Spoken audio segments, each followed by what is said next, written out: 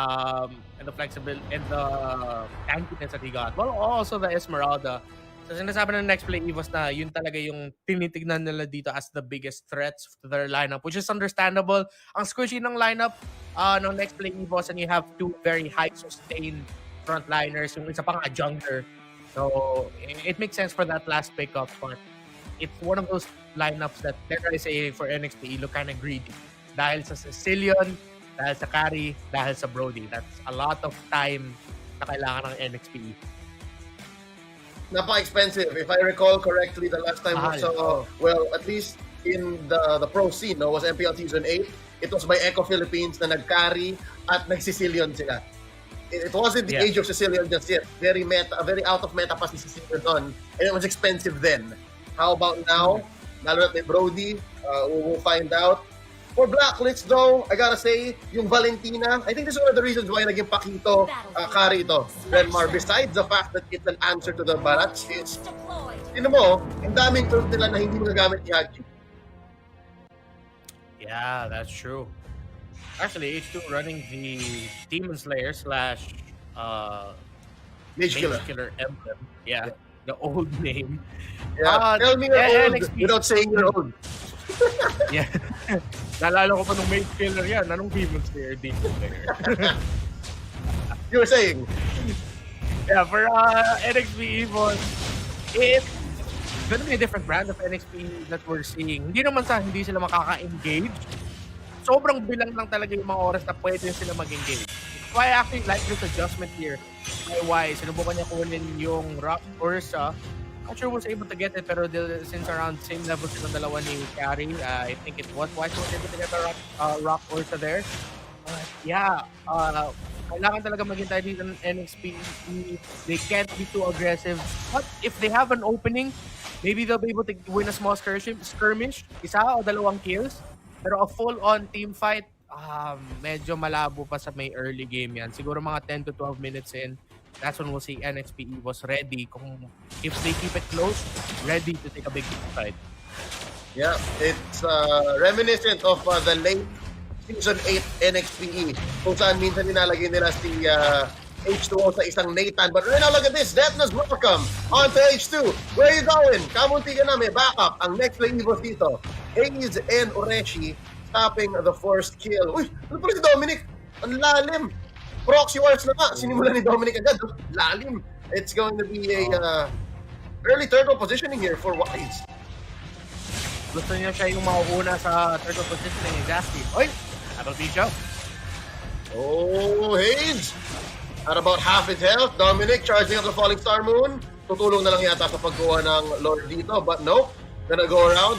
Flank. H2 here.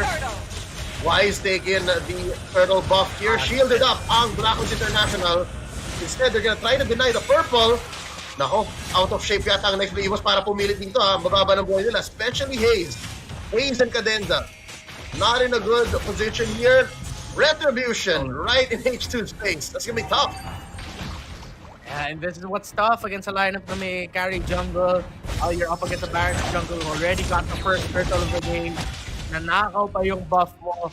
This extends the time until we see next play Evos ready to really take it to Blacklist International. But if they are, how ready are their damage dealers? How ready to deal damage to the Barats? Kano ka ready si Donut and the Brody to deal damage? Next, NXPE Evos here, yes, sinusubukan nila protektahan si H2. Pero just as equally, kailangan din nila tulungan si Donut kasi siya yung isang magiging late game security talaga dito, or even mid game if they can really help him farm up very quickly. Yeah, and so far, it's not impossible, but it's very difficult. Blackhawks International ahead by about 800 to 1,000 gold at any given time in this 3-minute, 30 seconds game. Bottom lane, napapadalas ang bisita ni ni H2 dito. And I think it's because they're trying to go for the turtle still. Alam nila pag naka-turtle sila dito, ang ganda. Parang yung rampa lang sila nung game number 3. And right now, parang nag-iba yata ang ihip ng hangin. Hindi na gano'ng kahirap ang buhay ni Owl. Oh, the claws though. Ang ganda talaga. Na-imagine ko na yung late game ng next play Evos. Kung kunyari makarating tayo doon, ang ganda no Sanguine Claws for this very melee, very back line heavy lineup ng Blacklist. Exactly. And that's why kailangan lang talaga kumapit dito ng NXPE boss. Not let Blacklist International to completely run away with it, but Blacklist International, ginagawa nila yung mga tamang moves.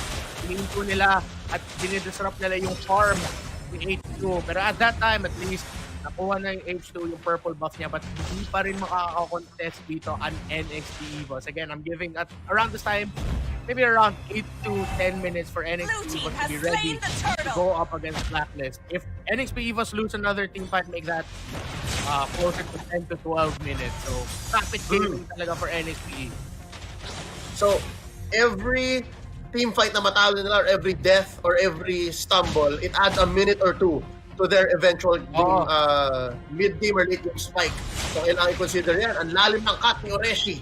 Ang dami niya nagagawa dito dahil ito lang ang kaya niyang gawin because he's not gonna see Dominic. They're trying to do the same thing, both of them. And right now, at least bottom lane is a little safe. Like, top lane ang totoong laban dito. First blood family after 5 minutes. Oh my beat. Villa Luna taking down Donut. Now Cadenza holding on. Mapapatay pa siya dito. There's the shield set in. Now Hayes trying to survive as well. At least it's damage control. They could have lost so much more. And right now, again, dito na lang nakaharap ng farm, si H2. John Paul Salonga in bottom lane. Yun ang nakawa niya at least sa bottom lane, sa bottom camp, bottom jungle. Si Wise. But the damage is done. Look at top lane. Wow, 2K ahead na ang Blacklist International. Oh. Red team turret has been destroyed. Sobrang baba pa ng damage ng NXPE was Blacklist. They're just naturally scaling so fast. Sa lineup nila, nakalabas na si Owl sa lane. Level 8. Compared to the level 7 of the Brody, but mas na-maximize ni Donut, ni Owl rather, yung mga gold pwede niya kunin in lane. And then NXPE, this is what they're getting. Expected naman to sa lineup nila and with what Blacklist International acknowledged. Kaya ang bilis ng tempo ng Blacklist sa pag-back ng mga tore. But another tower for Owl. More gold for the Flint. Yep, and right now, Dominic matatamaan ng Circling Eagle and a knock-up by Ureshi. Pero hindi nila matatapos dito. Dominic still alive.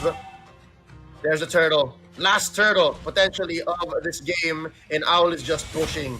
Binamataan siya dito. Binabantayan ni Oh My Venus. And so far, objectives have been easy for Blacklist International in this 6-minute 50 seconds game. Oreshi 1v1 with Esmeralda. Pumasayo yung sumusuntok naman yung kalaban niya. H2 gonna come in, take this crab coin, and this is as free as it gets for H2. Ito na yung pinakamadaling mga parts ng buhay ni H2 sa early game. Able to get that crab coin there, and parang yung heat map ng laro natin madalas dito sa purple buff na next play was just around this area. But NXPE, see there, they have to roam around together. Pinoprotektahan nila ni Donut. Kailangan din nila protektahan unti-unti si H2. So, yun yung sinusubukan i-juggle ng NXPE boss kung sino yung marksman na tutulungan nila o mas titigitan nila para makukuha ng resources muna. So this, nag-ult si Hayes or nag-ult si Haji. Parang si Hayes. And off-camera kill by Donut onto Owl. Interesting na. What was that? Oh, tinulungan siya ni Cadenza. There you go. So talagang yung dynamic ng hatid Matilda. At least they find the kill here. Trying to close the gap. 2K. Dalawang ultimates na expend ni Cadenza and Donut para ma-take down si Owl. Pero they needed that. They needed that win for Donut. At kailangan nila onte ihinto yung momentum ni Owl, which was already getting out of hand. So for NXPE, nakabuo na sila ng dalawang dominance eyes. If not mistaken, si Cadenza at si Oreshi nakabuo nun, which will help with the natural healing. I-reduce yung natural healing na meron ng Blacklist, and more importantly, mas low na miyembro ng Blacklist. Oh! Four-man collapse.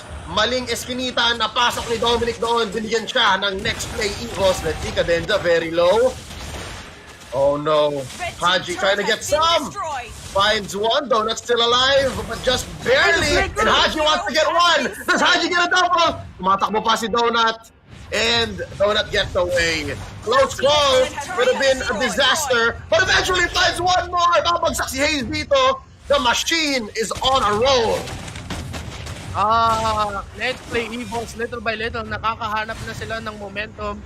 Not so much, but just enough to manage the minion waves, keep it all right, keep it close. Pero Haji with that snake giving the flicker big. Team fight breaking down in mid. That's Donut laying down the law. Stacks on stacks. Quick lord take. 9 minutes, 15 seconds in. Again, when it comes to objectives, kailangan paghirapan ng next Ipos yun. So ang mapa ay kay Blacklist pa rin. Pag may sinabi silang kailangan namin to, they easily get it. I'm wondering what the item game looks like on Wise right now, given that they're ahead by 3K here. Saan kaya napupunta yung gold? Kanino kaya? They have the War Axe and the Antikiras already. So, ang aga yung sinagot sa H2. On the way to building the Thunderbelt, which will add like a little bit of range. Slow as well as physical defense. Kailangan na kailangan against the double marksman setup ng Blacklist International. And looking at the items for Haji, kaya ang bilis ng cooldown reduction niya. Actually building the Enchanted Talisman with the Clock of Destiny. On the way pa ang build niya sa Lightning Truncheon. They're pushing for mid. Look at the sync here. Early push. 10 minutes in. Lords on may bottom lane. Top lane. Pinagtunan ng pansin ni Mr. Del Rosario. 5 men here from NXPE in mid. Ganap sila. Dominic gusto mag-flank. Tutulungan yung push na may bottom lane. Big huge wave. Nice flow here.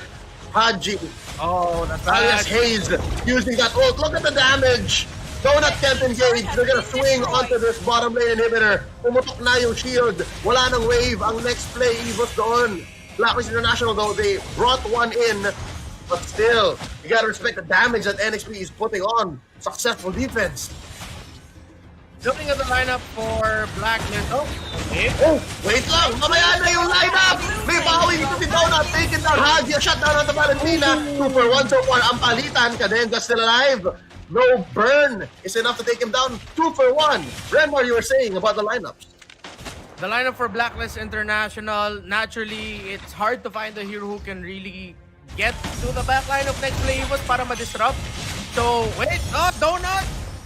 Binigla nila si Donut. That's a kill by Owl. And napasama pa yata kay Cadenza. Ureshi gonna go into Wise's belly. As the Detners welcome into the wall. Wrong wall though. Not enough of a distance to stun the Paquito. And there's the comeback potential. Wise still gets one. Naghisha gone. A killing spree. And now H2 might go down here. Oh, goes back with the step.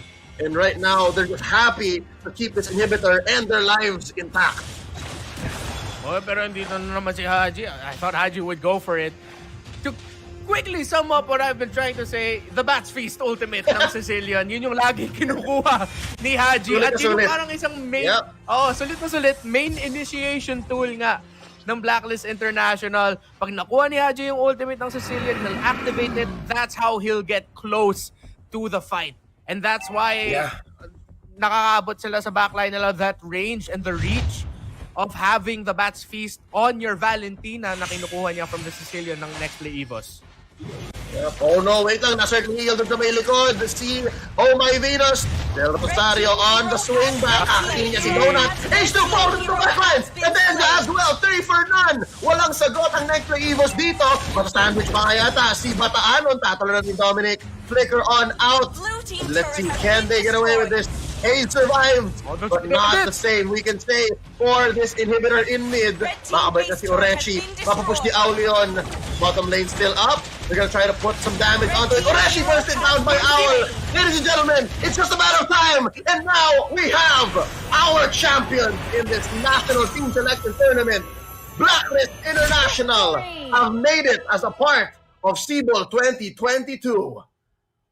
Masanay ka na marinig ang mga pangalan nila: Villaluna, Del Rosario, Soto, Gonzales, Imam, Alabaji, Andani, Enrica Plaza to the Blacklist International squad. Congratulations for winning the Sibol 2022 National Team Selection.